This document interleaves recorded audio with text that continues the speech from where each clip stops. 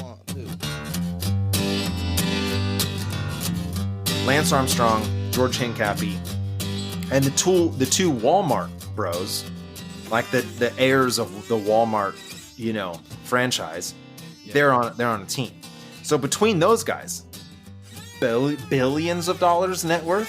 Okay, so they had an attack Apache helicopter as their SAG vehicle. And that, my friends, is Tyler Pearce, aka the Vegan Cyclist, the man who literally rides all the bikes. And this is the Firmly Planted Podcast. Hello, listeners. This is your host, Devin Van Vliet. Welcome back to the podcast. I hope you're all doing well. I'm taking that step back that we previously talked about in the last podcast and really appreciate what you have in life and what you've achieved so far. With that being said, the coffee is brewing and the smell of oatmeal is radiating off the stovetop. And when I mean that, I literally mean that it is burning on the stovetop. And that makes me wonder, what do you typically have for breakfast? Are you a peanut butter with your oatmeal type of person? You can leave a comment on the new Instagram page, which is at the Firmly Planted Podcast. And you can actually leave your comments on the most recent picture, which will be this podcast. Again, I do appreciate all the personal messages and engagement with the podcast. And don't forget to leave a review and rating on Apple Podcast. You know where to do that. Again, you can leave a comment and I will see it.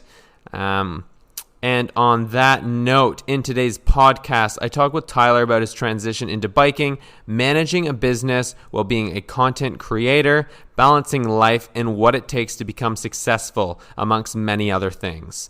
And I can guarantee you that you will take plenty away from this episode, so enjoy.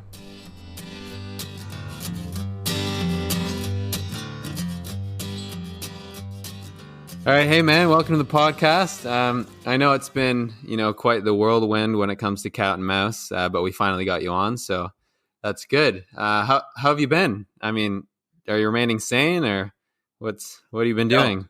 No, I'm not sane. I've definitely lost my mind, man. I'm going to start this off real hippie, so bear with me. But with this whole COVID thing, I think with a lot of people, they're kind of like, trying to find their mental space. And so I was, just in the gutter, not wanting to do anything and just playing so much Call of Duty is unbelievable. And just like, I've got plenty to do, but I just can't. There's just something inside of me that just doesn't want to do it. So then I was kind of trying to like reconcile in my head, like, what does this mean? And how, just whatever, trying to figure an answer. And one thing that I kind of fell on that, I don't know if this makes me feel good or better or worse or whatever, but is, right now is a very unique time where the entire world really has no reason to do anything. And the time frame is less than a year, right? Like, at first, it was maybe a couple months, maybe say worst case scenario, we're looking at the world getting back to normal within 12 months. Okay, so that time span of like, we don't really know when things are going to get back to normal. And so, I don't have any motivation to do anything. Imagine if you were immortal, and everyone's like, oh, being mortal is actually the blessing because it gives you a reason to get up. And it's like we get this little glimpse into what it would be like if you just lived forever. You would not want to do shit at all. And that's like saying on a time scale of billions of years, like we're told, hey, you don't really have to do a whole lot for like 2 or 3 months. And we're losing our shit. You know what I mean? So like I sort of am taking like, wow, like this is what it means to have urgency to your life and to have things that you're looking forward to, because it just gives you a reason to like get out of bed and go do stuff. And I mean, again, like I said, most of us have stuff to do, but for whatever reason, at least this is how I feel, it's just, I don't have any motivation to do any of it. Yeah. I mean, I think a lot of people are in the same boat. we are human. We do want a sense of purpose. And when that purpose is taken away from you, I mean, you always set goals and things to do, and everything that you do, you want this certain desired outcome. And when there is no future outcome, I think the purpose is gone, and then you have to reevaluate, why are you doing the things you're doing? Kind of like cycling, when all the races are gone, why push yourself for no reason? I Right. mean, it is answering that why, but it's just strange because it doesn't feel like I can't put my finger on one thing that really has changed a whole lot about my life, minus, like racing. There's no racing for 2 months. But other than that, pretty much my life is exactly the same. We live in an area that's really been untouched by this. Mariposa County, which is where the closest like emergency room or hospital is to us, and where like Yosemite is. Mariposa County and Madera County kind of blend together, but either way, like Mariposa County is where I'm kind of closest to, and they have 0 cases, and their hospital is completely empty because no one's out getting hurt. And there's been, so it's sort of this weird juxtaposition to where then like you have New York where people are just stacked on top of each other. And I'm obviously life there is totally different than it is here. But like, other than no racing for 2 months, I don't know what is making me feel this way. Right. I don't know why I just have no motivation, and everyone else I talk to is kind of just in the same boat. But also I think that the weather being really crappy, or at least in my area, was big on that, right? Like a big factor. Just, when it's gloomy and cold and you don't want to do anything, it sucks. But now that the weather's getting better and I've been riding outdoors, because I got shamed, dude, so hard at the beginning of this, like, because everyone's trying to figure out what the new social construct, what's the social contract to behavior in this time. And so I thought, oh, well, I'll go out on this group ride with like a small amount of people. It was right in the beginning of all this, and we were following our county's guidelines, where they were saying like, it's good to go out, it's good to get exercise, like we highly recommend you keep doing what you're doing, just try to stay in groups less than 10. That was the only like structure we had in our area. So then I went out and just got torn apart on Instagram. And then for like a good month, I couldn't post anything without someone telling me what a piece of shit I was, you know what I mean, for doing anything. And so then I kind of like was like retreated, and I'm like, what am I supposed to do? How do I continue living life? And then as like a content creator, how do I create content? And I'm just trying to think of like, what can I do that's not just super lame? You know what I mean? And like, obviously everyone's doubled down on Zwift content, which is cool for a little bit, but when that's all you see all day long, and then that's boring, all you're doing is Zwifting. Like, dude, I am the biggest fan of Zwift ever. But if I'm riding Zwift every day, then when I get on YouTube and then I'm watching other people Zwift, come on. Yeah. It's no, I definitely agree in that. You have to come to terms with yourself, I think, during this time, and find that sense of purpose, and it makes you rethink and become grateful in what you do have. Because people are in different situations. And in regards to the social media thing, I guess that's just putting yourself out there. When you put yourself out there, you're open to criticism. You're going to be open to people, trolling in some sense. You said you live in a pretty isolated area, and the cases are nothing. So, I mean, is it really a concern locally? Probably not. But again, when you put things on social media, then people are obviously going to, whinge about that in some sense. Well, since you said, go ahead. Since you said that life's pretty much normal on your end, what do you do for like to maintain mental clarity? Like, do you have morning routines? Do you get up? Do you meditate? Like, do you follow any certain regiment in that way? I mean, I have completely lost control of my whole life during this, this period.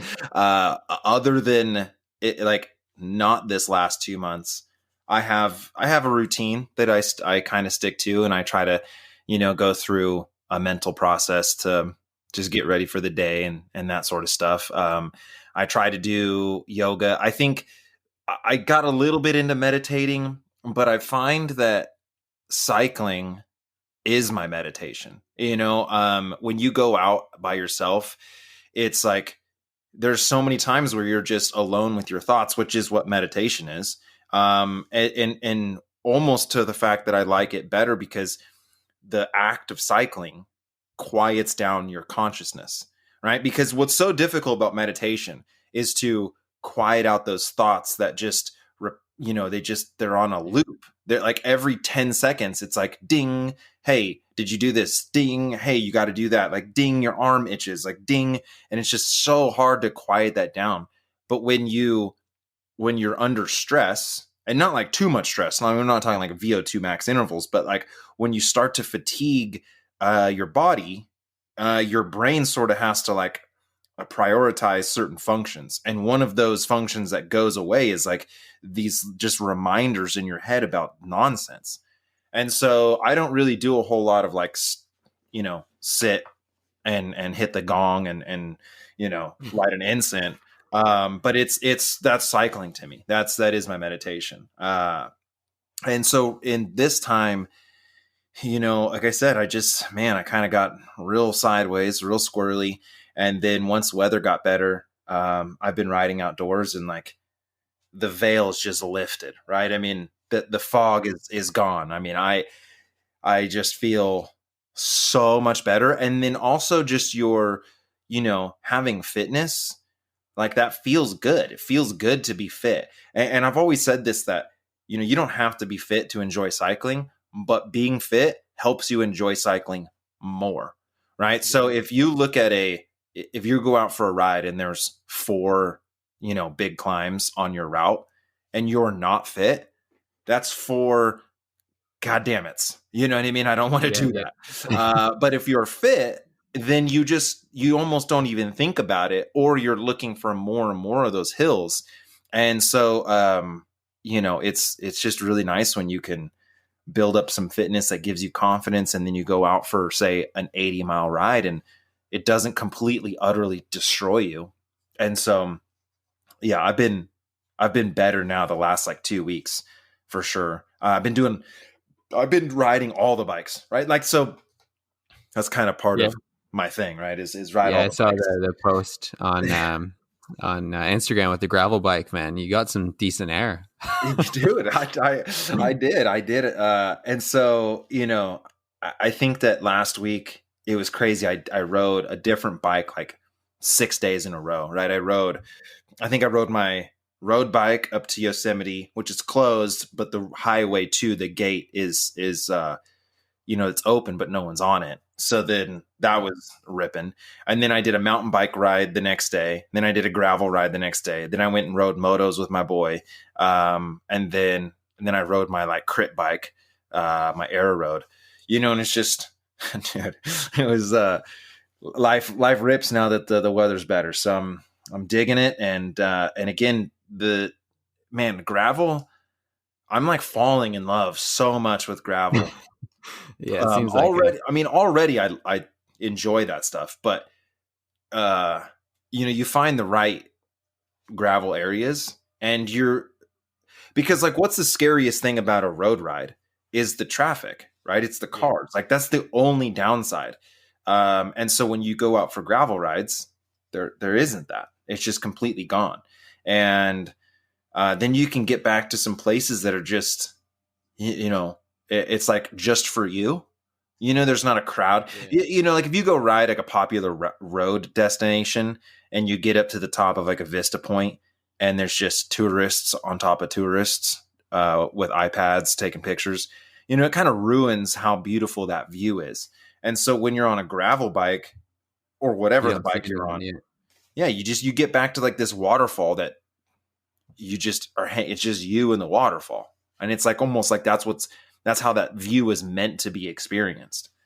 So I was talking to Pete Stetna like last weekend, And he was just saying just the act of exploring, new roads and just being completely by yourself, isolated. And it's just a different experience and it's a different culture. I mean, especially with the gravel races, you get to race with the pros. I mean, you've done the Belgian Waffle Ride. So um, do you think you'll become a convert, like shift everything towards gravel in the future? I mean, I don't think anyone should call themselves any one type of rider. I think that everyone should ride all the bikes and in all the places. And maybe you specialize in one thing, but I mean, I think every road racer or crit racer should have one or two of these gravel events on the calendar. Or you might have someone that's just like a strict gravel guy. I think you should have at least one or two, high level crits on your calendar. Like just do something that kind of expands your experience and just makes you a better rider all around. But the unregulated, gravel scene it's just the most fun that you can have on a bike because so like a road race, I'm going to wake up at 3 a.m. I'm going to drive so far. I'm going to line up with potentially 19 guys. Okay. And then in the first 5 miles, a break of 3 get up the road, and I've got a teammate in that. The race is over. You know what I mean? It's like it's a fight. Now we're just noodling, or you get a flat, or your fitness isn't where it needs to be. So now you got dropped right away, and well, that wasn't fun. You did all this preparation, all this time, and you're riding by yourself in the middle of nowhere. But that's not how it is with gravel events. There's the race component. So full send and try to hold with that front group as hard as you can. But when that doesn't work out and you get a flat or you get dropped or whatever, you're just not feeling it. There's 2,000 people behind you that you're going to find your crew. You're going to find a group of people that fit in with what your expectations are or your goals are for that event. And I think that is amazing, right? To be able to mid ride go, you know what? I'm good. Peter Stetton is making me bleed out of my eyeballs. I'm going to go drop back to this other group. And so then at the end of the day, fun was had, no matter the result, no matter what went on. Like Belgian Waffle, I got 40th. That is, to me, probably my best result that I've ever, in any organized race at all, ever event. It's the best I've ever done. It's one of my, it's the biggest feather in my cap. If I went to a road race and I got 40th, you know what I mean? It's like, dude, that you suck. You got 40th, dude, you're terrible. But at Belgian Waffle, it's just not that way. It's so much different. Yeah, I feel like gravel is just, you're on your own independent journey. I mean, there's not a lot of team tactics, if any. And that makes it special. Like you said, you get to join up with groups that, go at your pace or whatever you're trying to get out of the race. You can always find people that are like-minded and join that. And kind of stepping back for the audience's sake, can you explain a bit about yourself? How you got into biking, when you got into biking, what you find special about biking, what motivates you, just kind of a little backstory before we jump right back into it. Yeah. So, I would say that, so I started riding bicycles when I was like 8. I was like a real late bloomer to that. I think I was like 7, and had training wheels, and all my other friends, like, they didn't, and so there's this home video where all my friends are like riding in the like the driveway or the parking lot or whatever. And no one's on training wheels. I'm the only one on training wheels. And there's like a little, gutter, and so I got stuck because the training wheels are on the outside of the gutter, but my wheel can't spin because it's like up, you know what I mean? And so it's this home video of me just pedaling and not going anywhere and like being so frustrated and being like, what is happening? What's going on? And so then when I got my training wheels off, it was like at an age in which I could really kind of understand how special a bicycle was, and how, so like at say like 9 years old, all of a sudden I could go anywhere whenever. And this was, I was born in 1985, so this is like in the 90s, and it's just such a different time then, where I would tell my mom like, "Hey, I'm out. I'll be back, at dinner time." And just I would just leave. And maybe this isn't actually the truth. Maybe it's just how I remember it, but I just feel like I would just ride into the middle of the forest, or I would just go on these epic adventures as like a little 9-year-old kid. And that was just such a, like, some of the best memories of my childhood have a bicycle attached to them. And so I rode motorcycles with my grandma a ton. So like every weekend, me and my grandma would go ride motos. When that got too expensive, we got into BMX. And so then we were doing, a lot of that. And then like every summer we would build jumps behind my house. We hooked up a hose, right? And so you were able to pull the hose out of the back fence and like build all these trails and jumps. And it's just phenomenal. And then when I ended up getting my driver's license at 16, all of that goes out the window, because it's like, well, dude, I have a car now. I'm just going to go chase tail all day. And so then I sort of deviated from bikes as, a 16, 17, 18-year-old. And then I ended up, when I got out of high school, I got a Gixxer 750, a street bike, and got, more into that, started racing that, doing like wheelies and taking it to the track, and, just being super irresponsible on that thing. Like how I didn't die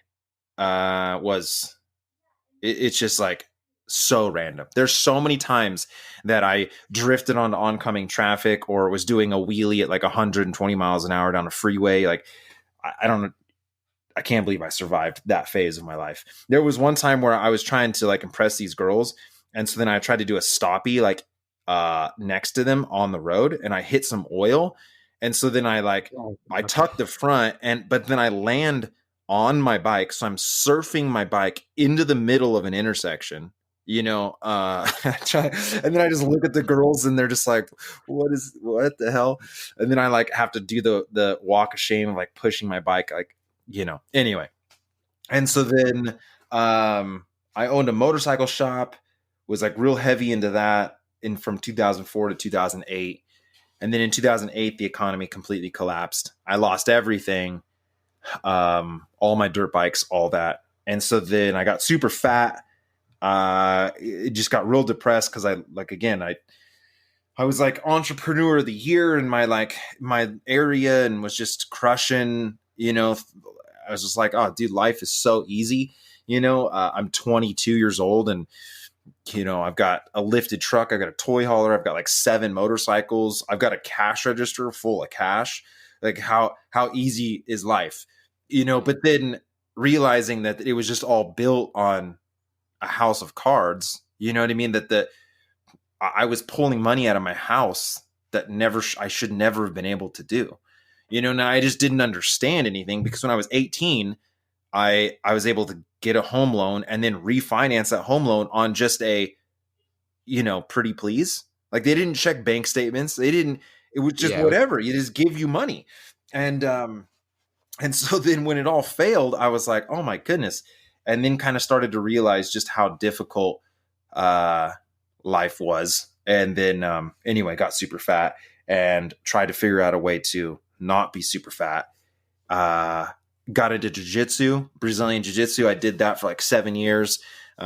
Trained, 6 days a week, almost bought a gym. Like I was teaching kids and adults. I got into MMA a little bit. And then to cross train for jiu-jitsu, I got a bicycle. Totally not thinking that was like, I was still resistant. I was like, dude, I'm never going to be that idiot wearing tights, with the dorkiest helmet. Right. I mean, it's just, that's not the guy I'm going to be. But I ended up just immediately, because of my background with bikes, like being on 2 wheels felt so good. It brought all these like great memories. As soon as I started riding, I was like, wow, like this is this is what I've been missing for so long. I just loved everything about it. And I've said this before, but what's so amazing about cycling is the ease at which you get to do the sport. So soccer, right? It's not very fun if it's just you and a soccer ball and that's it, right? Or football or baseball or whatever it is. Like almost every sport, you need a lot of things to be able to enjoy that sport. But with a bicycle, you know, you no matter where you live, you can get a certain type, like so mountain bikes or gravel bikes or road bikes or fixies or whatever, like whatever suits you, you can just get on it, go out your door, and you're having a blast, right? And so that's just, I thought that was super cool. And at the time I had like no money. And so, with like motorcycle, the gas, the travel, the entry fees, yeah, I mean, you're looking at $200 for just one day of riding. And then your bike breaks, and then it's like every freaking time there's something wrong with your bike. So with road cycling, man, it's just, or just cycling in general, I just think you get to enjoy so much. And then there's a primal aspect to getting to the top of a mountain under your own power that feels, it's just very rewarding. It's just like, it's hard to like, again, put your finger on it, but it just feels so good to get to the top of a mountain and then be like, yeah, I did it. Because the whole time you're going up, you're like, no, I can't do it. I can't do it. I don't want to do it. I hate everything. And then you get to the top and you're like, oh, everything's awesome again.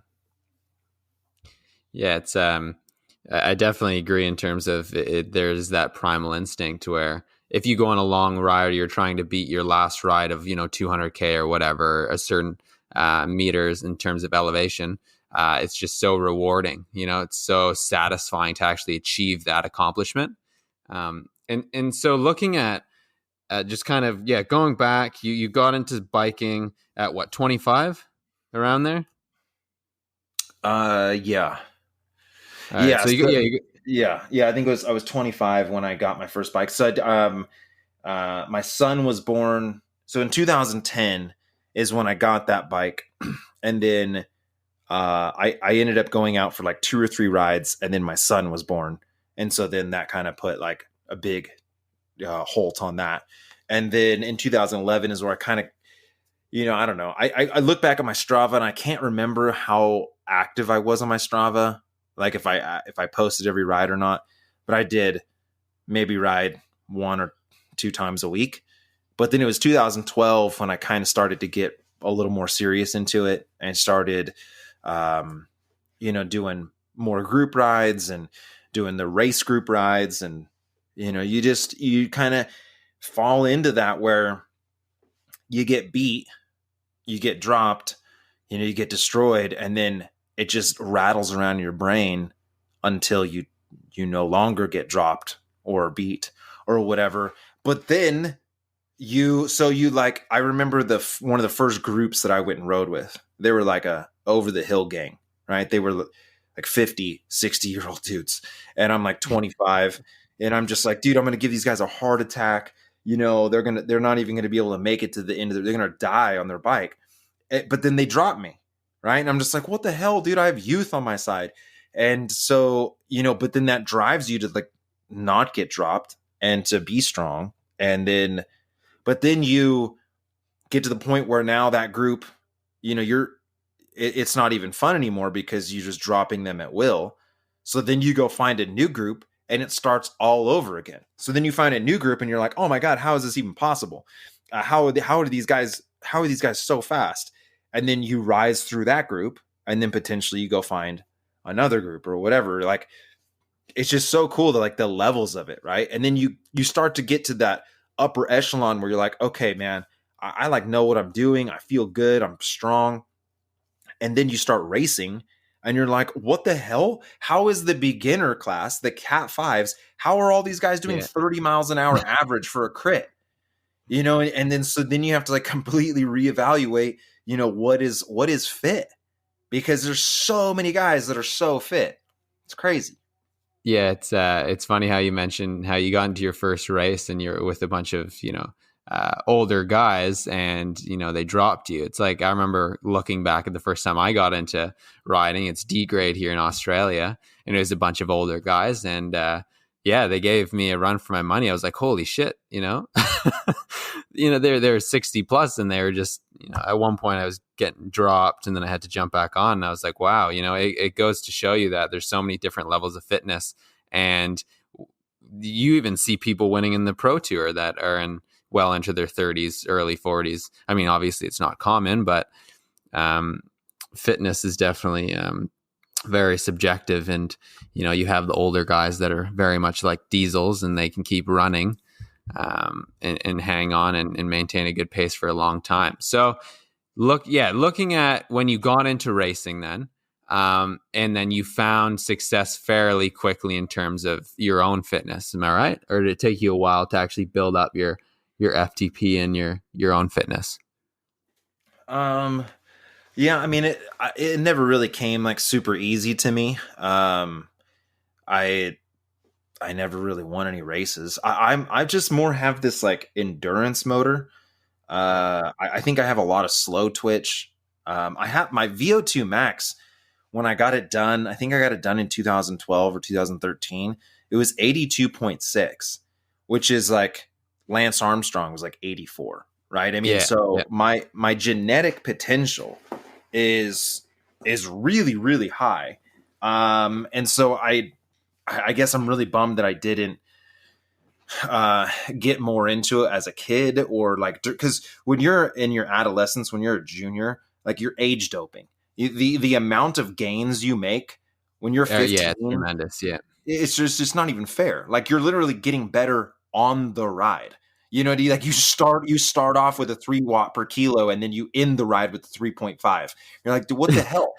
I've got to train. I got to train 6 months to have like a 1% increase in my FTP. But so it just took a long time. But also a lot of guys that I started riding with that had success right away, like maybe they were just good sprinters, or whatever the case, they found it a little too easy. And so almost none of them ride anymore. Like there's so many guys that I started riding with that no longer ride. And I feel like maybe that was good, that I have yet to really have any sort of success, because it's sort of kept that fire burning. And so, but again, it's different for everyone. So being fit or strong is so relative to the box you put yourself in. So there's this guy, I did this video with this guy, Tomas. It was like a track sprinter versus roadie. And he put out, he literally to the watt doubled my max wattage. So I did whatever it was, 1100 watts. He did 2200 watts. It was ridiculous. That's nuts. Yeah, it's like insane. But so he didn't find track racing until we actually did our first track day together. But so he was trying to put himself in as a road cyclist for years. And he would always get dropped. Like he was a good sprinter, but I mean, the guy, he could barely walk up like a flight of stairs without blowing his wad. And so, it was like one of these things where he just was not a good cyclist. He was never a threat. Like, yeah, he was a good sprinter, but he would never even make it to the sprint.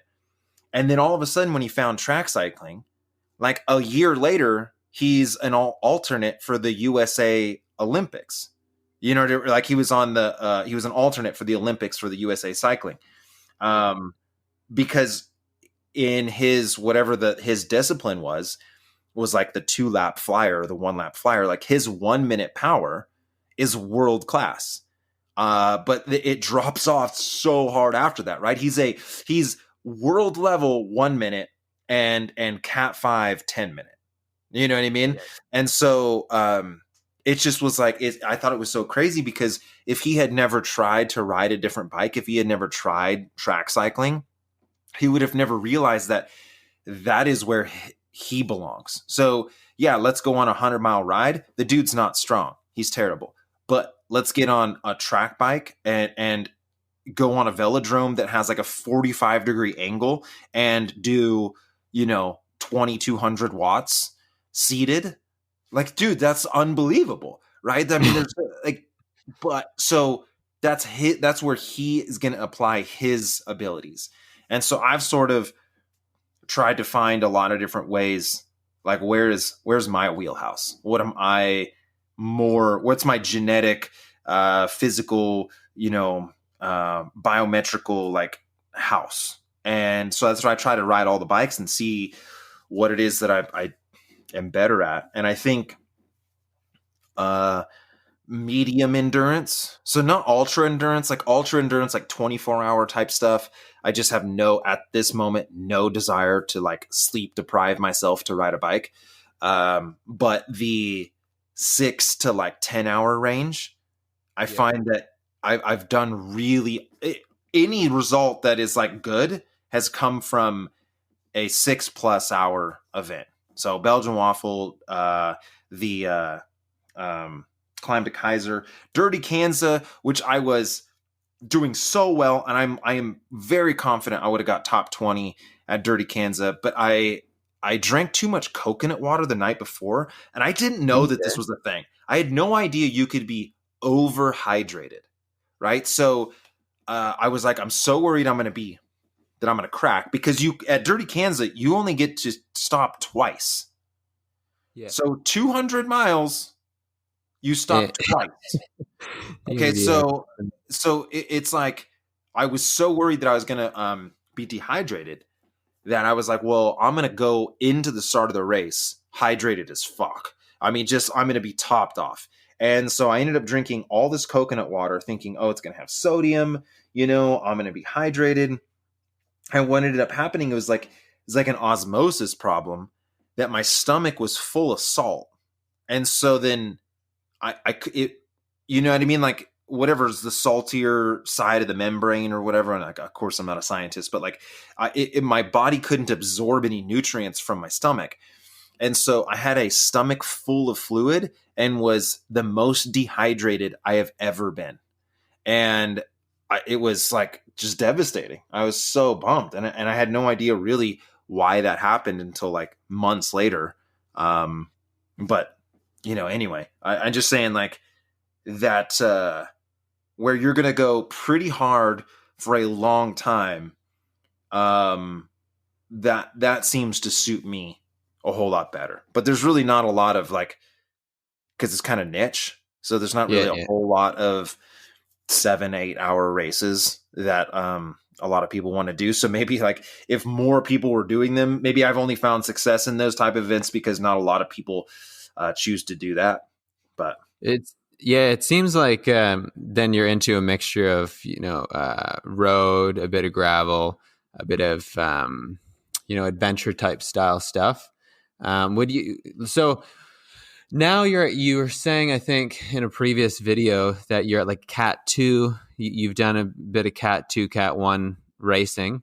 Were you ever considering like what's the next step, or did you come to a realization on, what, do I want to take that next step? Is it worth it? Maybe I just want to focus on, building my company and incorporating my family into the company and doing something different, not focusing just on what's next in terms of racing? Yeah, I definitely think that I'm not trying to race 60 races a year like a lot of the other guys in this area. It's just so time consuming, and the reward, like your risk versus reward, is just, it's not very good, or at least for me, because it's like Snelling is one of the biggest road races in our area, and if you win that, you get a t-shirt. So you know what I mean, and it's a shitty t-shirt. So like, what's the goal here? You know what I mean? And obviously I love competing. I love racing. I love everything about that. I got to go do the work, and then I'm going to show up on Saturday, and we're going to see who's done the work and who's mentally strong. I mean, I love it, but also I want to incorporate doing adventures and getting lost and having a good time. And, so like right now I'm sort of in that, I want to flex. I want to go hard. I want to race, but I also want to enjoy riding bikes. I don't want to get burnt out. And so, and also, man, like once you get to a certain level, okay, like Legion, Yeah. dude, Corey Williams, not only is he like, well, the greatest sprinter in America, but he's training 30 hours a week. Yeah. I can't compete with that. Like, there's just no possible way. Not only like I just genetically, I'll never be able to outsprint him, but I don't have the work ethic to put in 30 hours a week. It's just not going to happen. Even if I was a full time pro, when I did my train like a pro challenge back in December, which I really need to get that video out. It's all on Instagram. I storied the whole thing. I storied every day. Yeah. But anyway, that really showed me, like a lot of people would say, oh, dude, it'd be so cool to be a pro cyclist. All you get to do, you just wake up and ride all day. Man, it's a job. And when you're doing it all the time, it's no longer fun. It's so hard to find, and especially if you're trying to get really fit, then it's not like, oh, hey, let's go out riding for fun and go to coffee stops. It's, oh, I've got my intervals, and then okay, on this day I have to stay below this. It's also structured. And so I was like, dude, I did 20 hours a week for 3 weeks in a row, and was towards the end, I was very worried that I had just ruined my love for cycling, that I would never want to touch the bike again. And that was just after 1 month, let alone that these guys are doing this month in and month out for years and years, and potentially not even having a whole lot of success. Right. Yeah. It's, So you might win 1 or 2 races a year, unless you're like Justin Williams, or, you know what I mean? Those guys are kind of the, not the, whatever it is, like they're an exception to the rule. But, yeah, I don't have the work ethic to do it. Like these guys, yeah. they've got to be so mentally strong and so mentally tough to just flog themselves all the time. And I'm not willing to do it. I want to ride 8 to 15 hours a week, like 15 being the high end, 8 being the low end. That's about as much time that I want to commit to it. And so what can I do with that allotment of fitness? Yeah, there's a massive misconception. And I think that's with any sport, is that people say, "Oh, you get to do what you love, and that's it. You wake up, you eat, you go for a ride."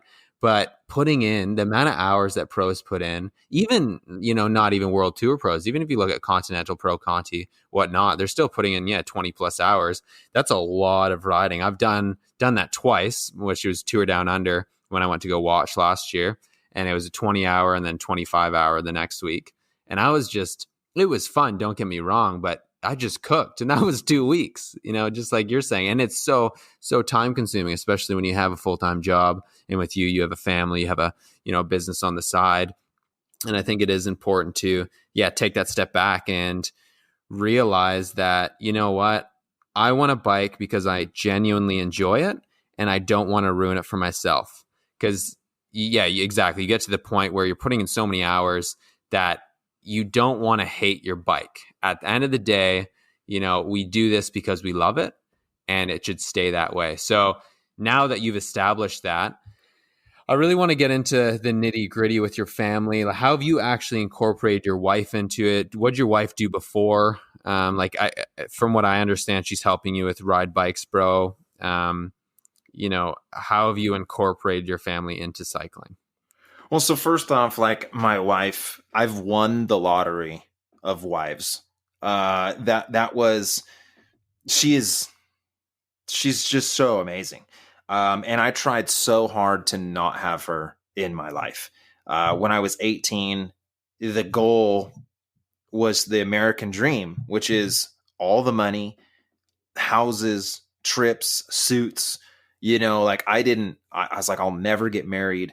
I just wanted to live in a rap video, I guess. You know what I mean? And so I didn't ever really appreciate her. And it was just our relationship story. I've told this story before, but it's just crazy. So like, I met her right as I started my business.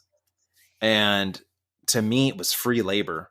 I don't know why she was into me. I was a super doucher when I was 18, just like had no life experience whatsoever. And anyway, whatever reason, she, I think because I didn't reciprocate her feelings, it's sort of like why is this guy not, I'm like, she was so amazing. Like, why is he not telling me I'm amazing? Why is he not telling me he loves me? Like, so it's sort of, she was on this like path to like trying to get my affection. And I just was not into it at all. And she was running my motorcycle shop pretty much. Like, she helped out, a ton. But during the 4 years that we ran that shop, and I was a total piece of shit to her, we ended up developing one of the most solid bases to a relationship you could ever build, sort of without knowing it, because we lived together, we worked together. So we would wake up, we'd go to the shop at 18 years old, right? Like, we're both 18. We wake up, we go to the shop, we come home. We have to figure out a way to tolerate each other 24/7. And so 18, 19, 20, 21, that's what we did. And we sort of went through this like crazy roller coaster together. And then when I lost the shop and I lost everything, I told her, I was like, look, like, go back with your parents. Like, what, there's nothing here for you. I have no prospects. I have no money. I'm basically homeless. And she didn't leave. And so it was like, I kind of had this, and a lot of people say it's a cliche to say, oh, well, the worst thing in my life was the best thing in my life, but it gives you perspective in, after I lost all of this stuff, the people that were around me because of the stuff, well, they didn't stay, but she did, and so then it's like, okay, so what matters is relationships with people that you can trust. And that was like, you can't buy that. You can't buy genuine love. You can't buy trust. You can't buy compassion or friendship. Like that comes from somewhere else, like that. And so anyway, it was like, our relationship was so rocky and so rough. And then, I was still kind of like, not, I still hadn't told her I loved her. I still hadn't really given her what she wanted. And then I was like, okay, well, I'm going to go to Mexico with my friends. It's like my one last hoorah. Like, I have no money in the bank, but like, I just need to get away from all of this failure. And she was like, don't go. Like, do not go. And I was like, I'm going. Like, you can't hold me back. Like, I'm a free bird, And so then I leave, I go to Mexico. And while in Mexico with my friends, I just saw nothing but dudes chasing sluts. You know what I mean? Like, just like not the life I want. But that's, for so long, that's what I thought was cool, was like being in the club. And it's just like, but I would see my friends and it's like, all they would do was chase women to then the next day try to be chasing another woman. And I'm like, I've got the best woman at home. You know what I mean? Like, what am I doing here? Like, why am I like, just doesn't make any sense. The whole goal is to find a good person to spend your life with. And so then I had this whole like change of perspective. Everything about what I wanted in life changed like overnight. And so then I rush home and I come in the door and I have flowers and I'm like, babe, I love you. And she's like, yeah, I'm leaving. I was just waiting for you to get home so I could tell you, but I don't like you anymore. I don't love you anymore. I can't even stand you. I'm out. And I was like, fuck, so then like I had totally changed. Like, we had been through so much. And then she was just like, I'm done. And so it took a good 2 years where it was like, look, just stay. Like I'll get you to love me again. Like, it was just not really like that healthy of a relationship at that point. Cause anyway. And so then after about 2 years, which would have been put the relationship around like 5-6 years, we ended up both just being like, this is stupid. And we split. for like 2 weeks. And I had just gotten her a dog, like this little fluffy white dog, like little yippity Maltese. And Yeah. so I had fallen in love with this dog. So we were like shared custody with this dog. It was kind of funny. So she would bring over the dog, like Mondays and Wednesdays and Fridays. And so anyway, like about 2 weeks after separating, we kind of just, she brought the dog over and we were just talking like, man, we have something special. We have this friendship and this base compatibility that is so good. And so then I don't think a lot of people do this in a relationship, but we both at one point said, I want to be with you for the rest of my life. Like without proposing or without marriage, this is like, hey, right now I'm going to make a commitment to you. You're the only person I want to be with for the rest of my life. And almost always in a relationship, one person is sort of chasing the other. And that will switch directions, through our relationship. But it's very rare for both people to sort of like shake hands and be like, okay, I'm all in, and when we did that, everything changed. It was just like our relationship just completely blossomed and everything was amazing. Sorry, my daughter just walked in. What's up? She wanted to see if she Okay. just woke up. All right. Baby, I'll be up in just a second, okay? Let's go have a popsicle. Sorry. So speaking of my so my 9-year-old son and my daughter just came down to see what I was doing. So anyway, so my yeah, so like we both like kind of shook hands on like, hey, let's do this. And that's just so rare for people to be on the same page, right? And so then we ended up having our son, which was like planned. And career wise, like, man, my career just like was such an up and down total craziness. But she'd always been by my side and everything had been amazing. Like she's such a rock. So anyway, so that's a really long story to answer your question. But I just want to say like our relationship had been a very up and down type thing. And so right now she doesn't ride. She hates riding bikes altogether, right? It's not something she wants to do. But it works really well because she just wants to like sit and read a book, And so then our relationship works so well because I get to go do my thing. And then when I come home, because she doesn't like, I go ride. She's like, I don't want to go ride outdoors for hours. Like that's not at all what I want to do.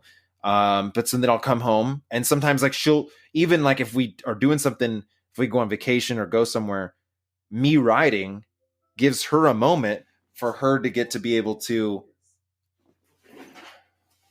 I'm sorry, man. Sorry, Alexa's yelling at me. So when I go out for a ride and then I come back, she's kind of already gotten her little peace and quiet. But now with kids, it's a little different. Like I got to come home and not complain about riding. Doesn't matter how hard the ride was or whatever. So like the volcano ride that I did was like, I mean, so impossibly hard. And That looked unreal. The next day I had to be family man, like right into it. So the very next day we woke up, 8:00 in the morning and took my family out to the beach and like gave them, because they supported me without ever complaining, without ever saying anything. So I have to reciprocate that. And it's difficult and I don't always get it right. But I figure if she gives me 100%, I have to give her back 100%. And if she gives me 100 and I give her 95, she's going to know that. And then she's going to give me 90. And then I'm going to know that. So then I give 80 and 70 and 30 and 20 and then all of a sudden you're in a relationship where you're like, I'm not going to do anything nice for you because you never do anything nice for me. And it's so hard to get out of that rut. I'm not trying to be Dr. Phil or some shit here, but like, when you're down at that bottom, like you both give 0%. And I know people who, their spouses don't support them riding 3 hours on a Saturday, 4 hours on a Saturday. It's like, hey, you got the honeydew list. Mow the lawn, Derek.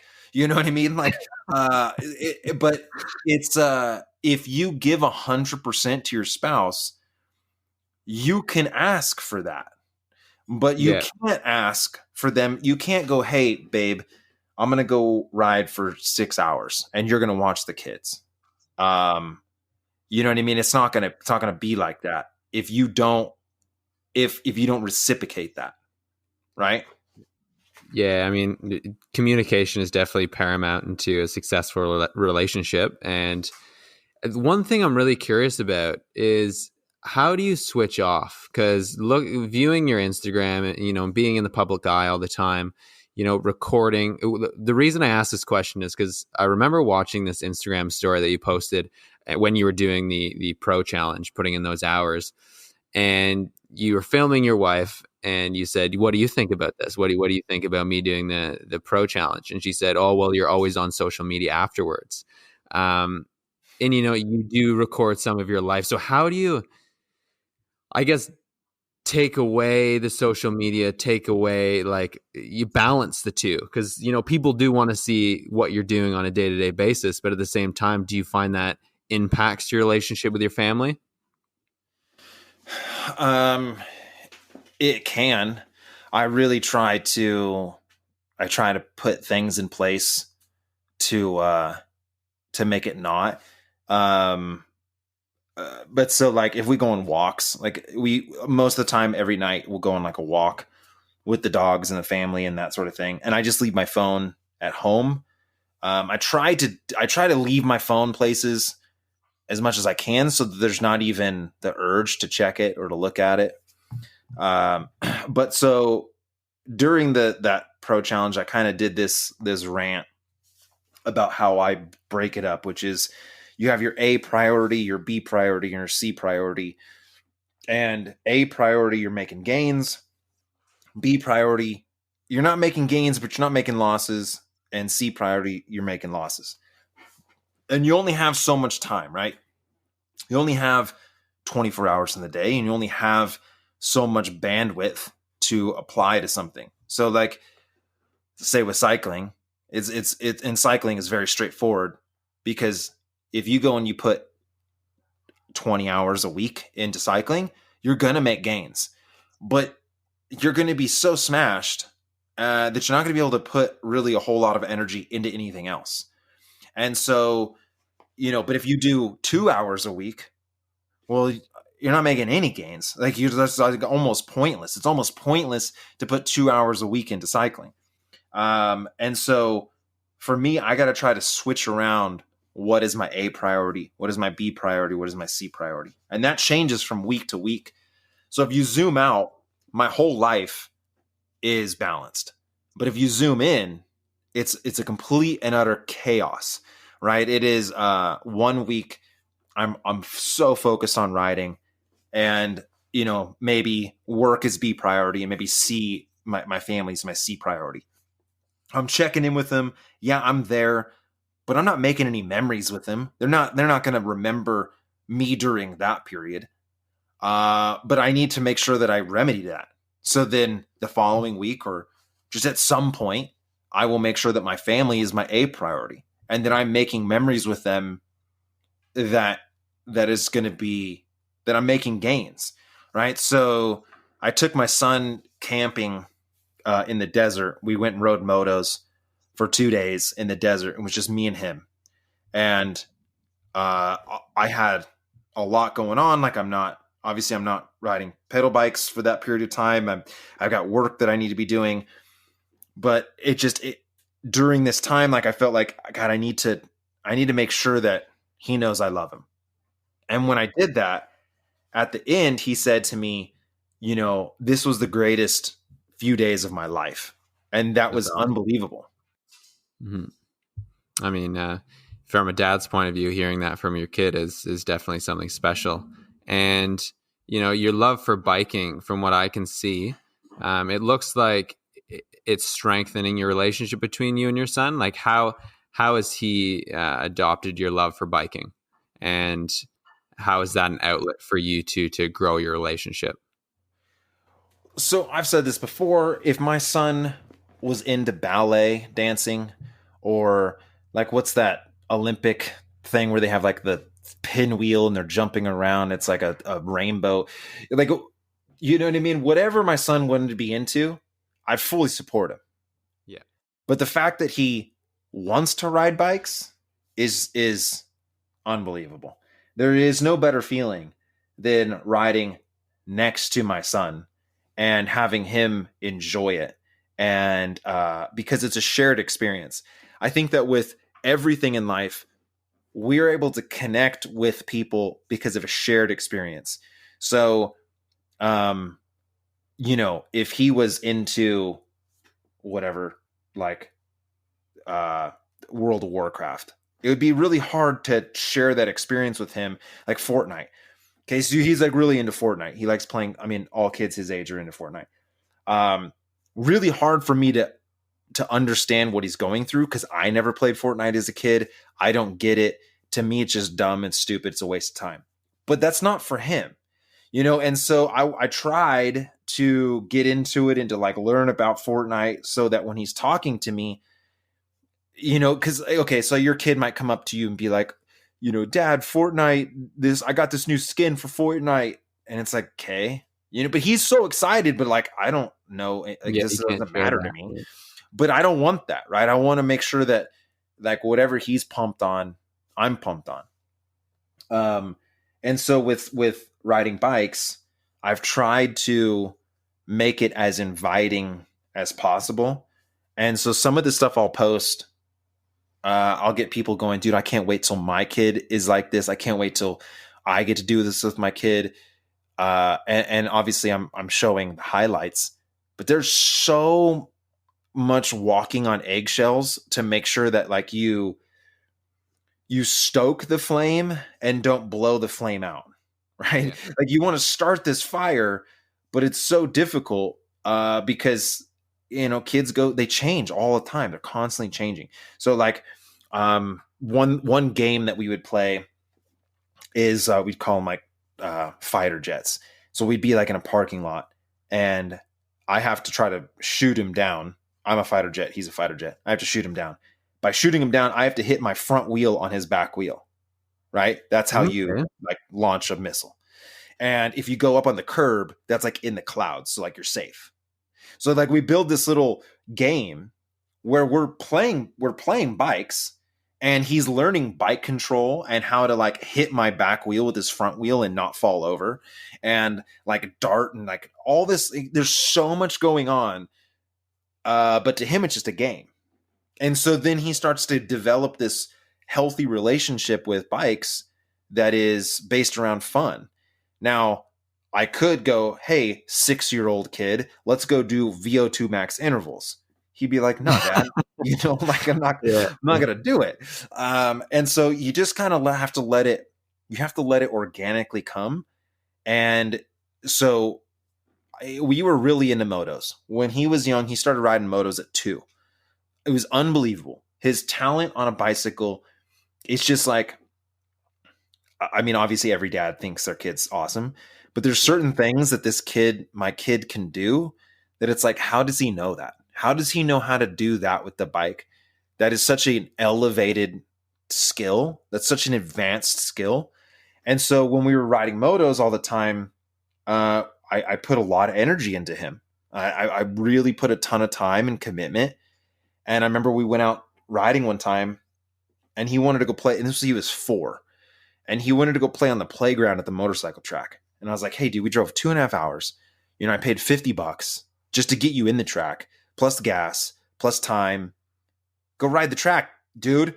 And he didn't. He wanted to play on the playground. And we kind of started getting into a fight. And we left the track angry. And I'm like, okay. And I was pissed for a while. I was like, so mad. And then I was thinking, dude, why am I doing this? Why am I pissed?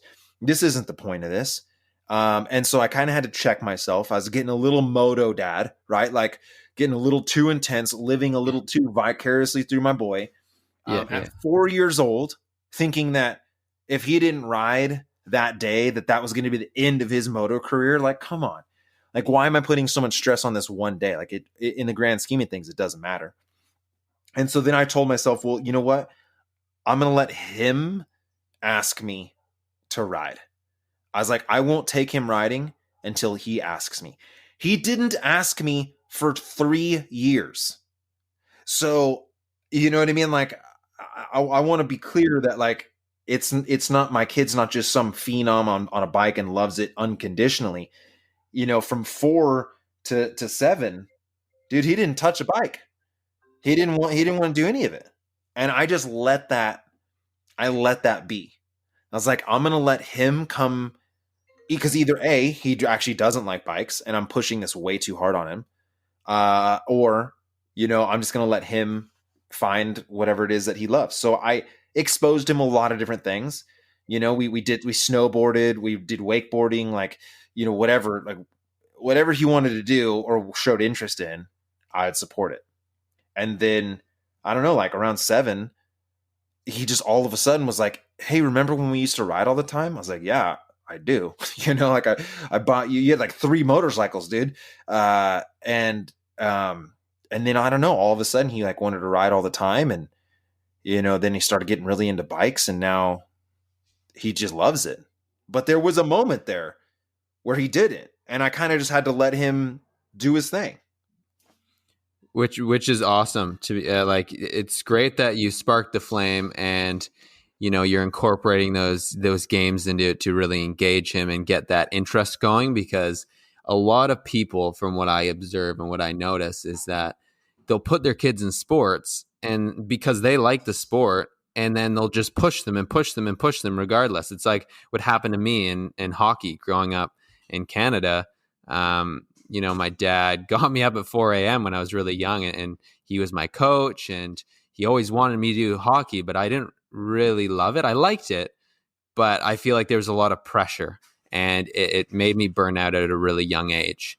And so I think it's really important to understand that, you know, pushing isn't always the best thing for your child and for anyone, and letting that grow organically is really important. So, but there is the other side to it, in which if you see that they have like good talent, you know, and you know their potential, it's very hard to balance that, right? To be like, God, because okay, so for me, my parents, my mom and my mom and my grandma were so on the other end of like, do whatever you want, you know, that it's like, if you tell a 9-year-old to do whatever he wants, like, you know, I'm not making gains, man.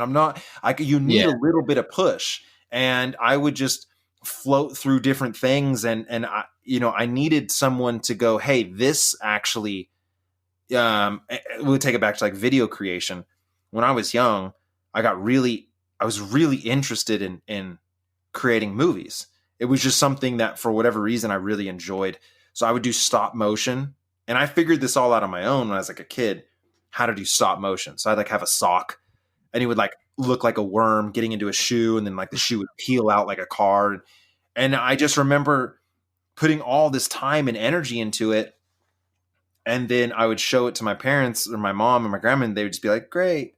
And then that, you know, that was it. And so then when it started to get a little bit difficult, or like where I kind of needed to be pushed to like maybe take that passion to another level, you know, no one was there to do that. They just, hey, if you want to stop, go ahead and stop, like whatever makes you happy.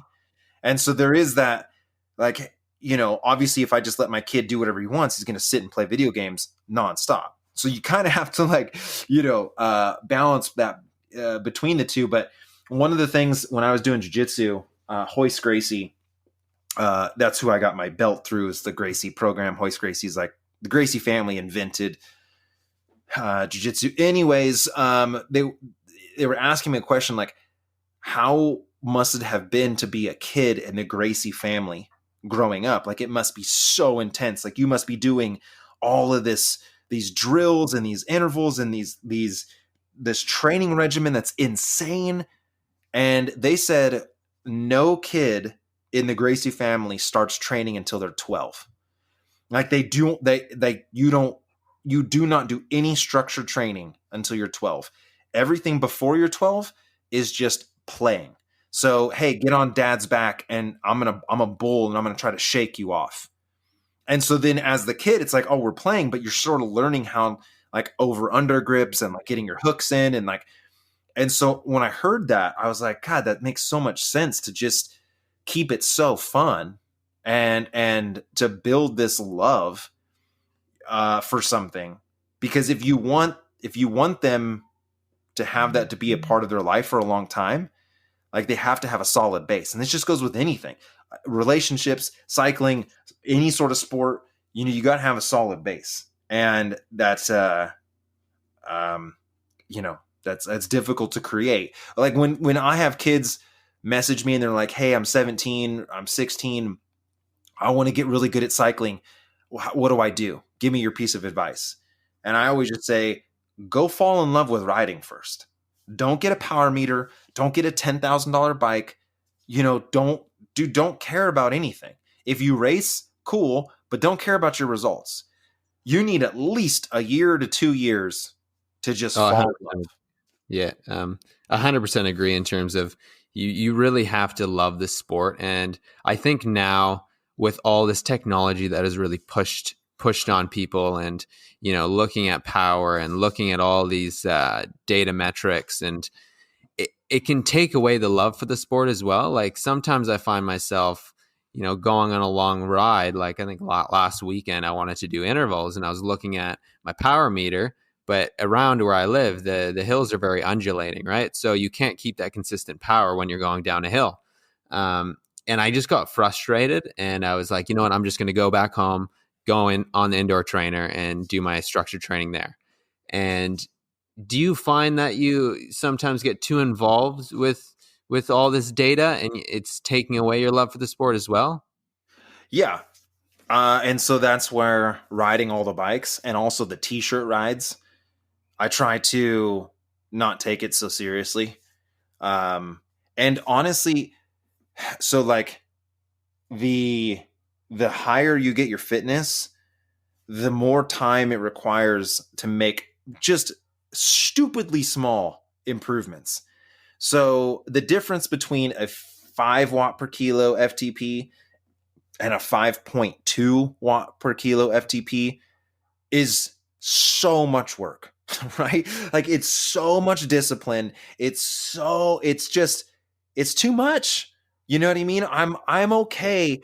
I'm okay hovering around a 4.8 to 5 point, which I mean, like is awesome, right? I'm not saying that that's like, you know, a whole lot of people. There's not a lot of people that can even reach that level. Of course, you can get way too involved with data and the difference between um, a 4.8 watt per kilo FTP and a 5.2 watt per kilo FTP. That difference is such a monumental amount of time that but really it's not that much of a difference, right? It's marginal gains when you start to get higher and higher and higher up. So, you know, a 4 to 5 watt per kilo FTP is amazing. And if you can get to that point, I think that's pretty much the pinnacle for most normal cyclists. Anything above that is going to take great sacrifice, great commitment, potentially even genetic anomalies, right? Like you might not even have the genetic potential to go above 5 watts per kilo. It just might not even be in the cards for you. So no matter how much you train or how much you sacrifice, it just might not even be possible. And then it's such a fragile peak, right? That like you get way up there and then, you know, you miss one day of training and now you're unhappy. Like it's sort of the surfer's complex where every wave could be better, right? It's like, oh dude, like I can't enjoy surfing because when I'm not surfing, the waves are the best, but when I am surfing, the waves suck. You know, it's like you can't think about it that way where, oh man, you know, so last year I did 383 watts for 20 minutes in May. And whenever I don't do 383 watts for 20 minutes, I'm like bummed. I'm like, dude, I Yeah. know I was there once. Why can't I be there all the time? Well, that's such a huge, like I said, a fragile peak in that you have to build and build and build and train and train and train just to get there. And you might only be peaked for 2 weeks. And then now you're going to go down into a valley. So for me, I might have intervals and I'll just go, you know what? I'm going to ride a t-shirt instead. I'm going to take my son out. We're going to go for a ride, or I'm just going to throw a t-shirt on and I'm still riding. So again, I'm not like taking a day off of riding, or even sometimes people will go 3-4 days without riding. That's not good. You want to keep it consistent. If you want to maintain some level of fitness, you don't have to be a watt Nazi. You don't have to have training peaks. You don't have to have a coach. You just have to ride consistently and keep that up. So if you do 10 hours a week, every week, always, and you change it up with some intensity, with some long stuff or whatever, but for the most part, you're going to be a pretty damn good cyclist. It's the inconsistency that kills your fitness. So if you do 1 hour a week, 1 week, and 20 hours a week the next week, it's not good. You want to sort of do something. And so even if like you're mentally just not on board, there's a lot of times where I'm just like, you know what, I just don't want to I don't want to train. And so I'll jump on a Zwift race because that's the only thing mentally I can get on board with. I can go real hard for 45 minutes. That's it. That's all I got in me. That's all. I don't want to do anything else. But so I'm going to do something, right? Or, man, I don't really feel like going on some 80 mile an hour or 80 mile road ride. So I'm going to go jump on the mountain bike and go do the single trail a couple times. Like that keeps it fresh. That keeps it interesting. It keeps you motivated. Yeah. I definitely agree that, to continue the motivation, you need to have variety. You can't let things go stale or else, it just becomes redundant and it becomes boring and you lose that interest. And I think from what the reason, I reached out to you in terms of Ride Bikes Bro too, is that you have such a great ethos in terms of, don't take yourself too seriously. The t-shirt rides, I love that. I actually did. I was actually the only one wearing a t-shirt. Everyone else was all kitted up. But when I was watching the Tour Down Under last year, Rafa did this group ride with some of the EF guys. And, I rocked up in a t-shirt because I just thought it'd be fun, but I was the only one. But I like how you incorporate that into your company. And where do you want to take this company, and where do you see it in the next 5 years? I see it big, man. I think that there's a big void in the industry for a casual clothing company that's not elitist.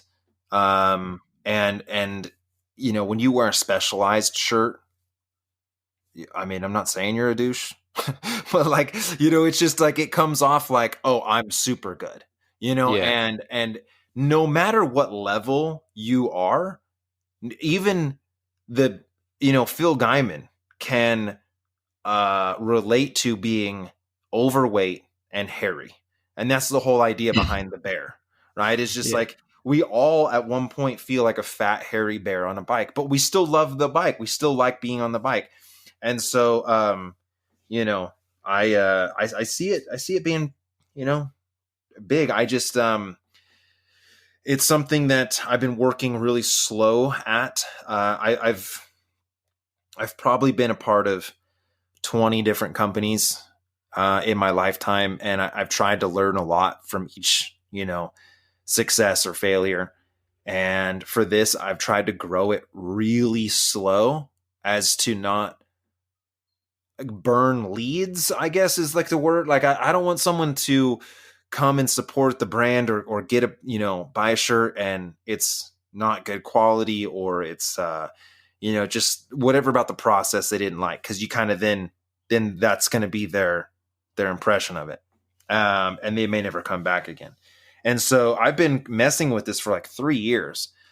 And just to sort of go a little bit on the business side of it, is the current way I do it is that it's print on demand, which means that I don't have to take a stock position, which means that I don't make a lot of money, but I can't lose money. And so they're like with most clothing brands, what ends up happening is you invest a substantial amount of money to take a stock position on, like, let's say 3 designs. One, black with a white bear, white with a black bear, and then maybe like a hoodie. Well, then when those don't sell out, now you've lost so much money, and like, well, I've got 5 extra smalls and 10 double extra large, but I have to make another order, but I don't, this design sucks. Like, I want a new design. You know what I mean? It's just really difficult. It's very expensive to screen print and to stock all this stuff.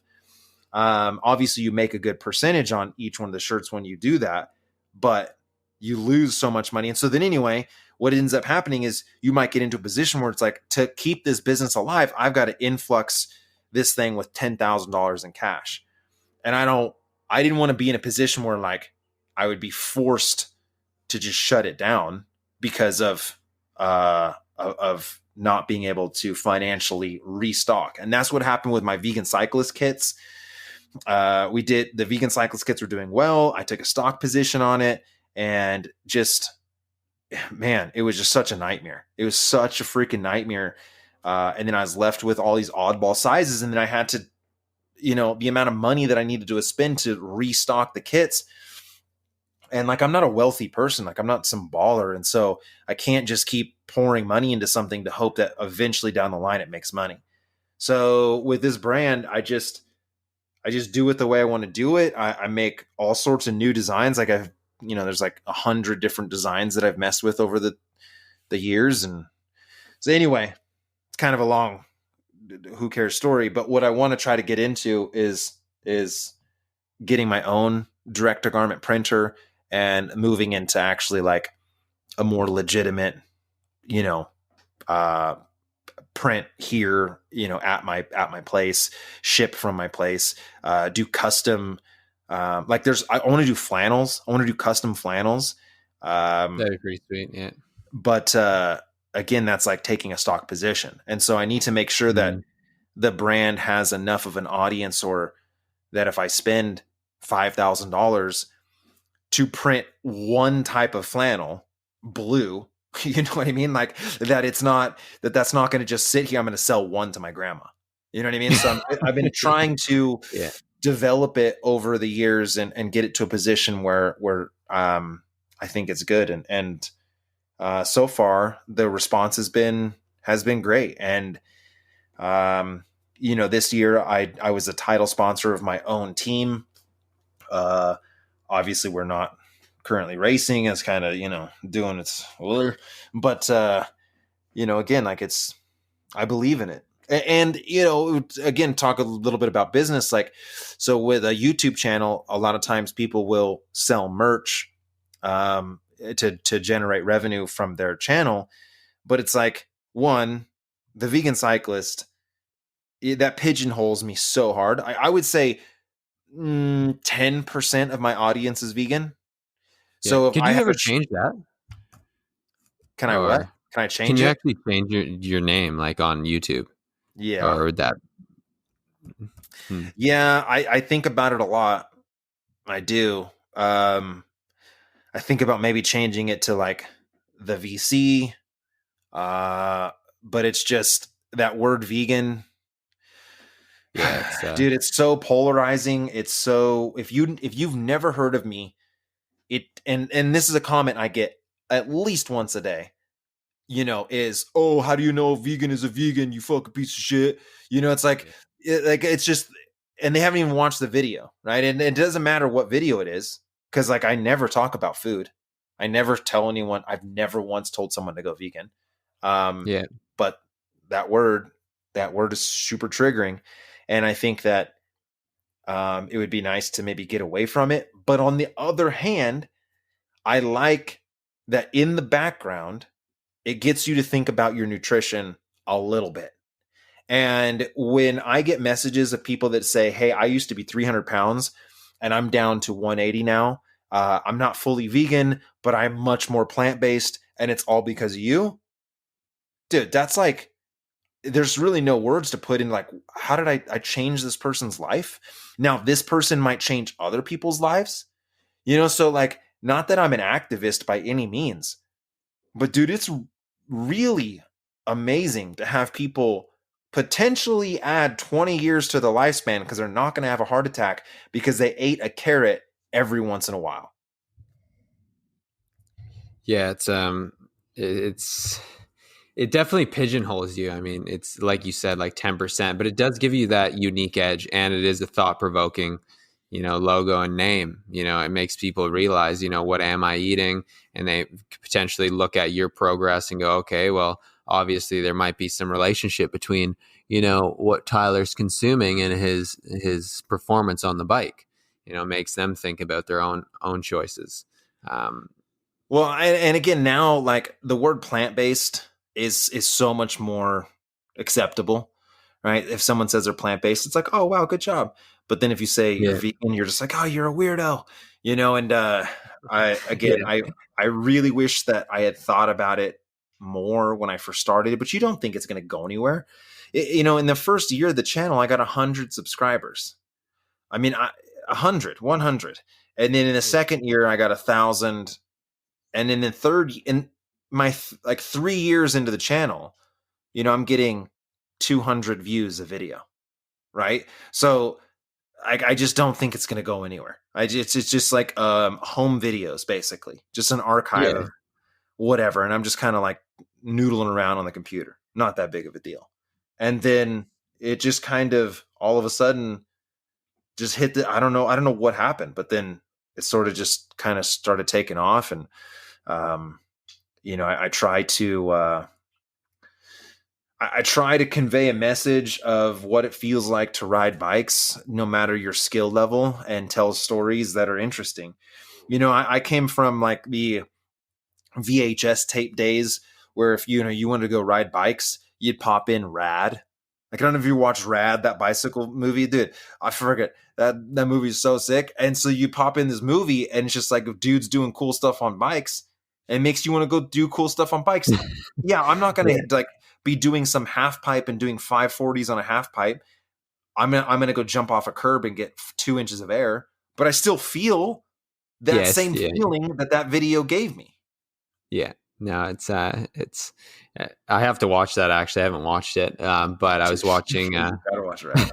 You gotta watch Rad.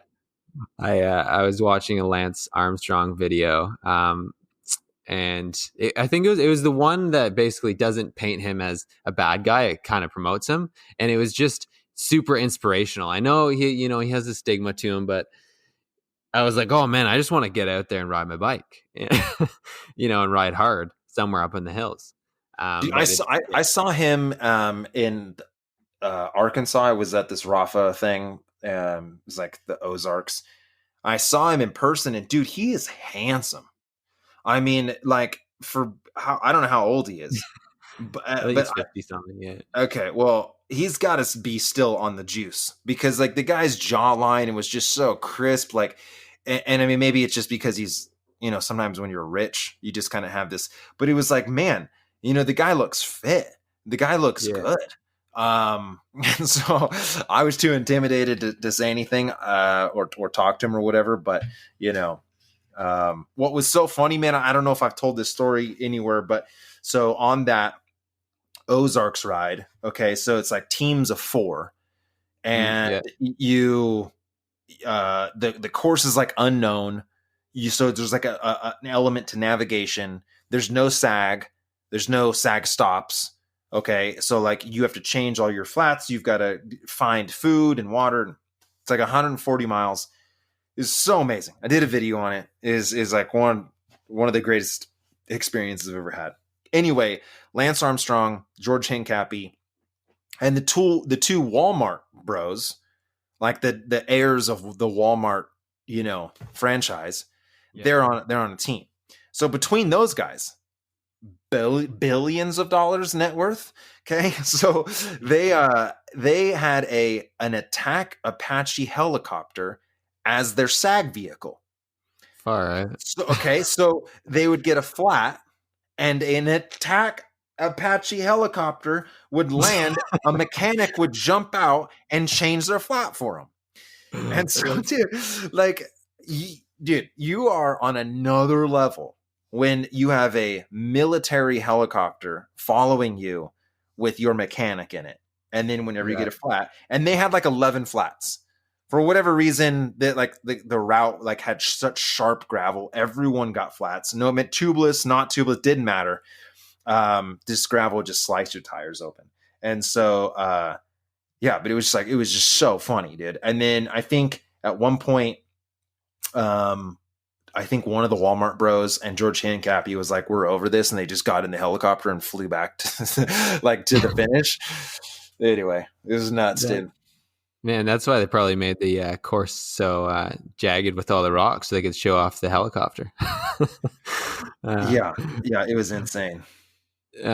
But yeah, going back to Ride Bikes, bro, and being the title sponsor and the team and all of that, which is pretty awesome that you've started a team, and love the new kits, by the way. Where do you see the team going? Like, is it something you'd eventually want to manage and like recruit people, make it maybe a Continental Pro Conti team, or like, where do you see that going? Yeah, no, I don't think so. I don't, there's so much work involved with that. What I want is potentially to be some kind of development squad, right? To take guys and give them a place to race at a very high level, be very competitive.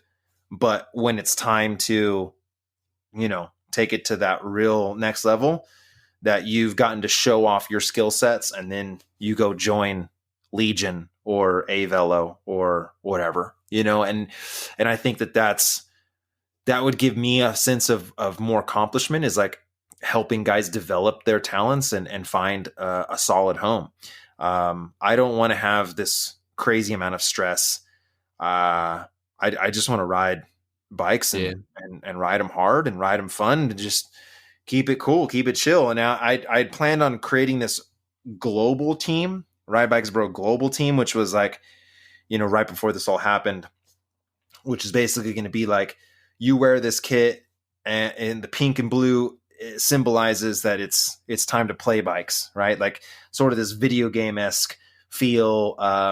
And you ride them all, mountain bike, gravel, road, doesn't matter, TT, and you ride as hard as you want or not as hard as you want. But it's just this symbol of like, I'm here to play.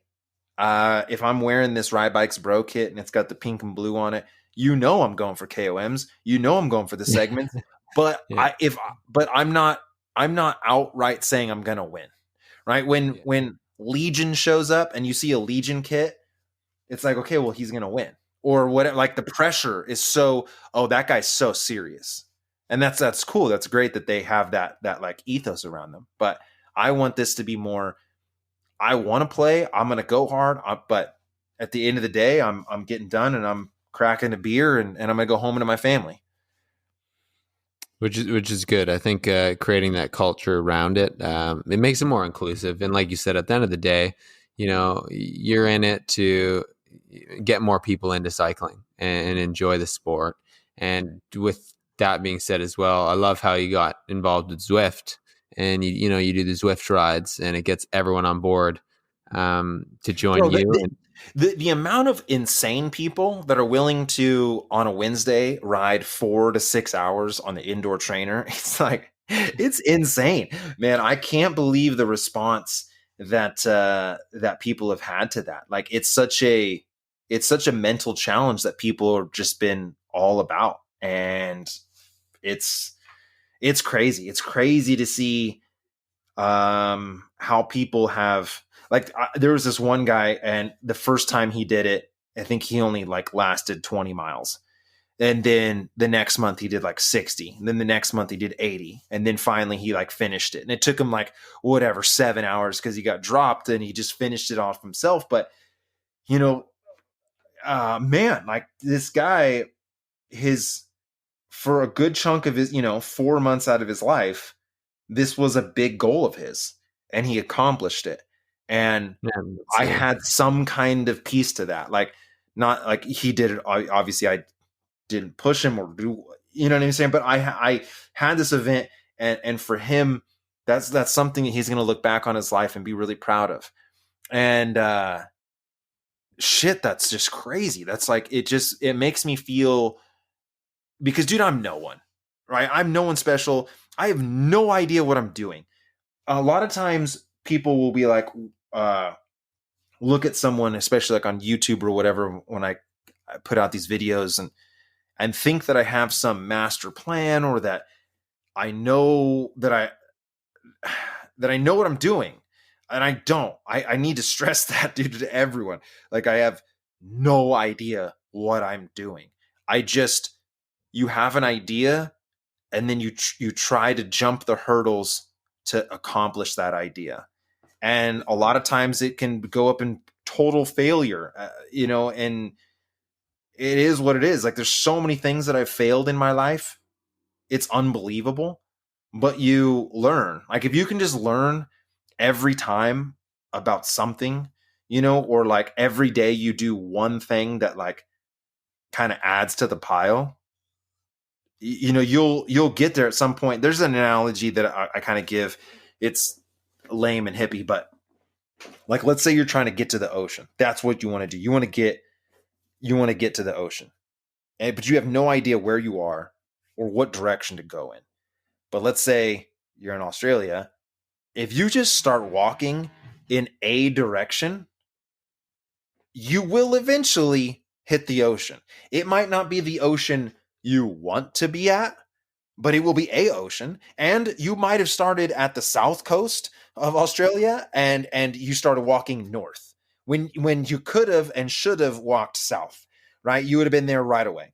But if you just pick a direction and start walking, you just take a step and then another step and another step and another step, you will eventually get to a place where you're like, wow, this place rocks. This is awesome. But it takes just keep pedaling, just keep taking a step. No matter how, I don't know what I'm doing. I don't know what the next step is going to be. I have no idea, but I'm just going to take a step, and then we'll see what happens. And I'll take another one. And then eventually you're at a destination and you're like, oh, sweet. I don't even know how I got here. Yeah, it's like, I think that goes to say with all content creators or people that want to start something, it takes one step, and do we really know where it's going to end? We have no idea. You just follow your passion and you do what you love. And like you said, you keep pedaling forward. It's kind of like this podcast. I thought it'd be a good opportunity to start this up because I'm genuinely interested into looking into the insight in different people's lives. And, hopefully someone can get something out of these podcasts. And I don't know where it's going. I'm going to keep going, and to where it goes is where it goes. And, and, eventually I'll get to a good destination. Right. And if you just keep putting out podcasts, like if you just keep doing it, no matter if at a certain point you go, man, I don't really have any awesome guests to bring on, or I don't really know where to go next with this. Like, almost with everything, there's always these points of plateau where you're just like, I don't know what to do next. And then you kind of get down on yourself, and then often you just walk away from it. But if you just keep that's the separation from successful people or not successful people, is them continuing after the self-doubt, continuing after it's like, maybe logistically this doesn't make any sense to keep doing this. But I believe in the final destination, so let's just keep going. And you'll get you'll get somewhere sweet, and it may end up being something completely different, at the end than what you thought it was going to be, but still, you put in the time, put in the work. And so like that just sort of goes with everything. Again, relationships or business or cycling or whatever. If you just keep going, like you're gonna see benefits. You're going to see gains. They may not come as fast as you'd like, or in exactly the version you hoped for. But that's it, man. It's about the journey. Yeah, no, I definitely agree. It's definitely all about the journey, and every piece of content you put out. Do I know, I want to wrap it up soon because I don't want to take up too much of your time. But on that note, when you create new stuff, like your new video going to Hawaii and doing that epic climb, do you feel some sort of pressure to create better content?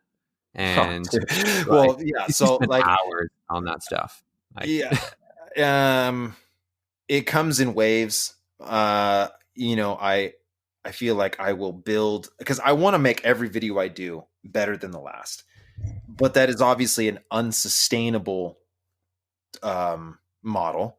And after the volcano video, because that was like, it's just such a rare opportunity. And what we were going to do was like, I just want to make this be the best thing I've ever created. So when I went into it with that mindset is this isn't going to be just a vlog. This is going to be something that pushes my limits as a creator in all aspects, like as not only a cyclist and as an athlete, but as a filmmaker, and then as a storyteller, as an editor, all these things. And I really poured my soul into it.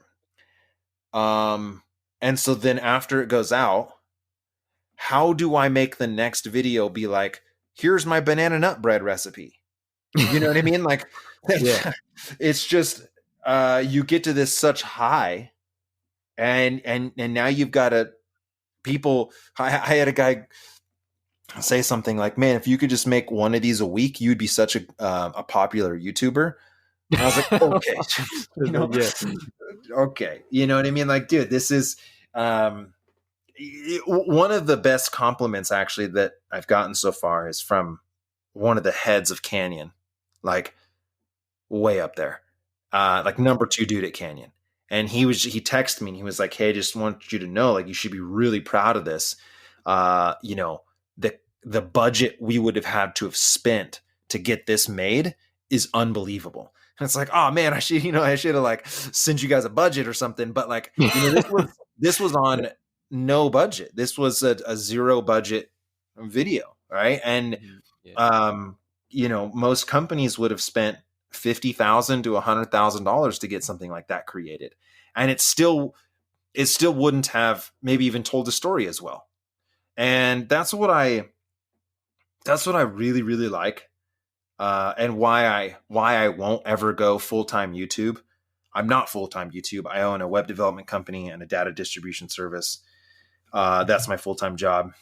If I went full-time and say I went out and I got funding for this concept and it was 75 grand, the narrative would have to have been completely changed around bringing ROI to that investment.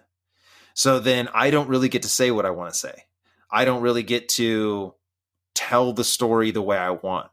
And I think that is what people go to YouTube for, right? They want to see something that's not corporate. I mean, I've seen some really amazing, like, okay, so Thereabouts. Did Thereabouts changed my life, bro. The first one was so unbelievable. But the first one was like done on a cell phone. You know what I mean? It was like, it was so low quality, but told such a good story. And then the second one was much higher quality, but didn't tell as good of a story. I think Taylor Finney really like saved that one. Like he was like him and his denim was just so, but then the third one, I felt like that was where it got corporate, and it sort of felt like it just wasn't about them anymore. It wasn't about I don't know. It just, the third one wasn't, I could sense that there was too much money involved with it versus that first one. I mean, dude, I'll watch that and just get so motivated to ride, Yeah, no, it's you're just authentic, man. I think that's the big thing. You have a good ethos, and you're true to yourself and to your vision and to what you want to get across. And you don't let, like you said, a massive budget get in the way of your message. And yeah, like with Thereabouts, I've watched them all, and you're very true. I mean, I'd rather watch something that's filmed on a bloody, cheap camera or a phone and gets this awesome message across and is so authentic than something that has a massive budget. It might look better, might have better cinematic features, but you can tell that it's trying to promote something different. But yeah, to wrap it up, I mean, thanks so much for coming on the podcast and doing what you do and getting people involved and spreading your message. I'm sure you've said this before, but how did you go from Canada to Australia? That's a good question. It goes back to, life is, one step at a time. No, but I came to Australia because my sister actually teaches in Australia, and I graduated university in kind of an odd state. Like, I didn't really know what I wanted to do. And I was big into materialistic things. I was into sales and marketing, and I've always wanted to be a teacher.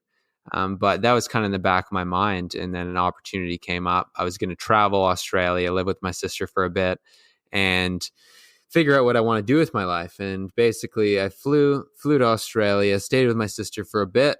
And, when you don't have an agenda and you're really pondering life and thinking about, what you want to do with yourself, then I was like, you know what, maybe I'll become a teacher. And then I ended up going to university again, got a teaching degree, and then got a full-time job and got into biking. And I absolutely love biking, and I've excelled quite quickly. And I don't know. Yeah. Just now I'm living right by the beach. I actually moved a couple of weeks ago, and I'm about 2 minutes away from the beach and just relaxing. And I know you sent me that picture on Instagram. It's nuts, man. Yeah.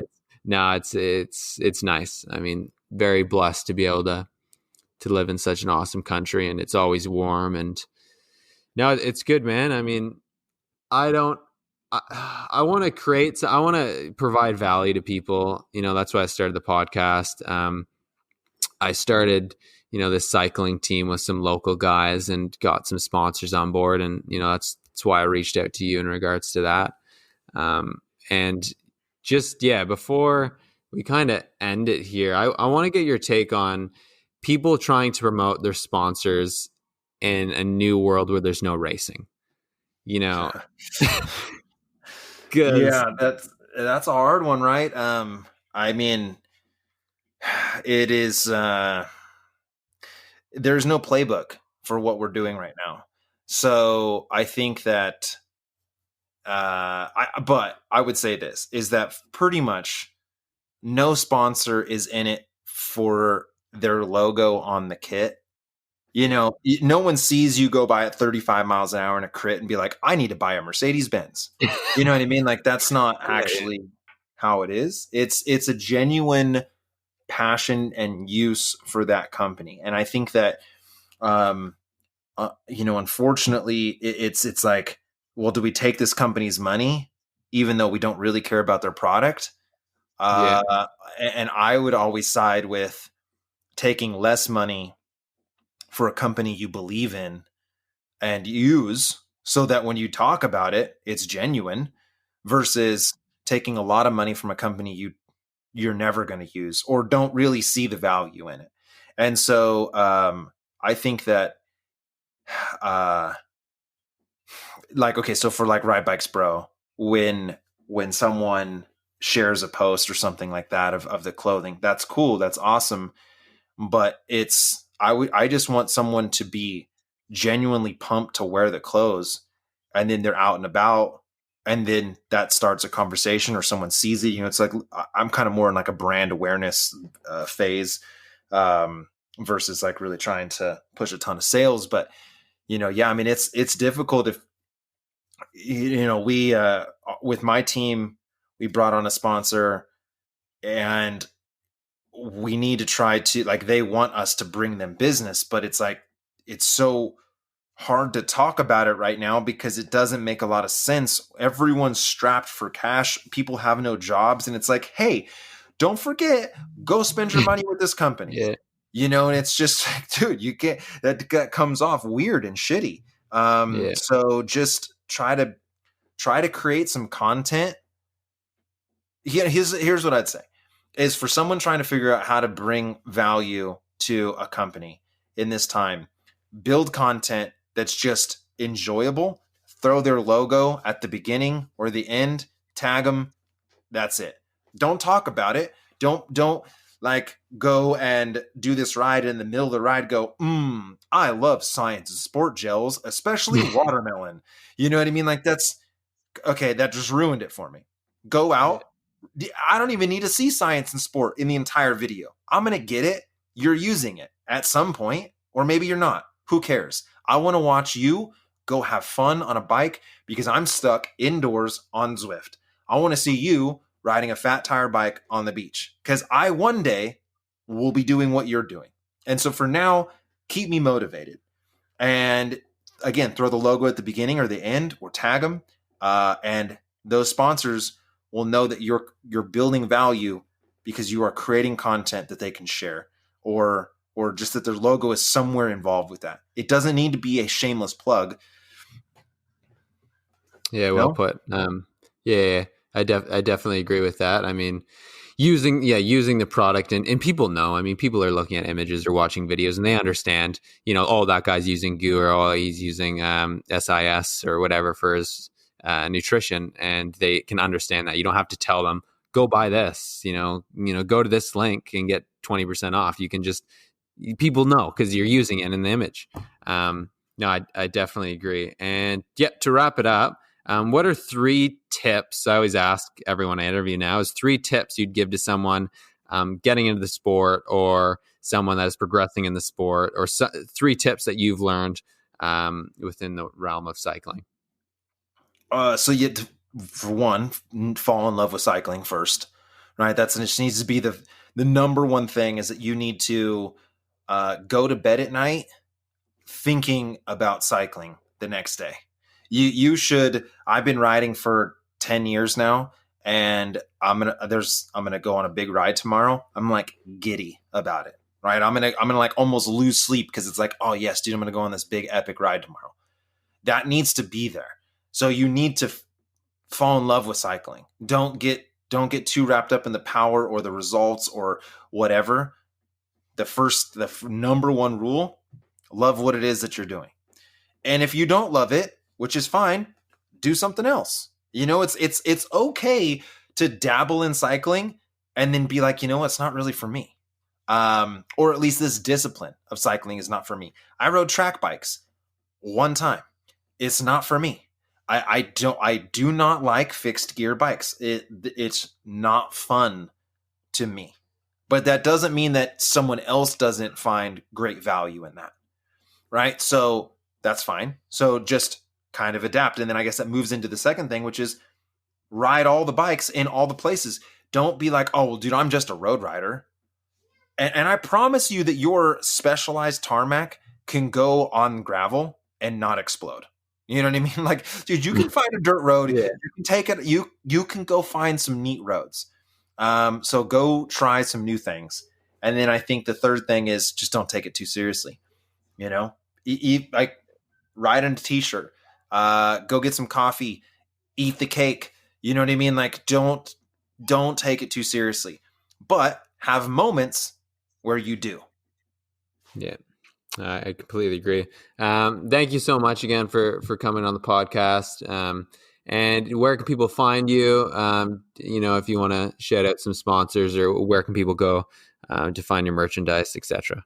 Yeah, man. So, I mean, the main thing is YouTube, right? That's my main goal is to create content on YouTube. I don't yell at you about bananas. I don't really ever talk about food. And so, go check me out on YouTube, watch some of those videos. And then Instagram, I put a lot of time and energy into Instagram story. So you can check me out there. It's Instagram, the vegan cyclist _. Right. And then Ride Bikes Bro, if, you dig what I'm doing, if you want to check out that clothing, I'm really proud of it. Ride Bikes Bro. Sorry, my daughter's sitting on my lap right now. So, ridebikesbro.com is the clothing brand. But hold on, baby. So anyway, hey, I really appreciate you having me on. And I love what you're doing. And one of these days I will get down to Australia and we can ride in t-shirts together, man. Yeah, that'd be awesome. Again, thanks so much, and we'll definitely stay in contact. All right, man. See ya. Bye.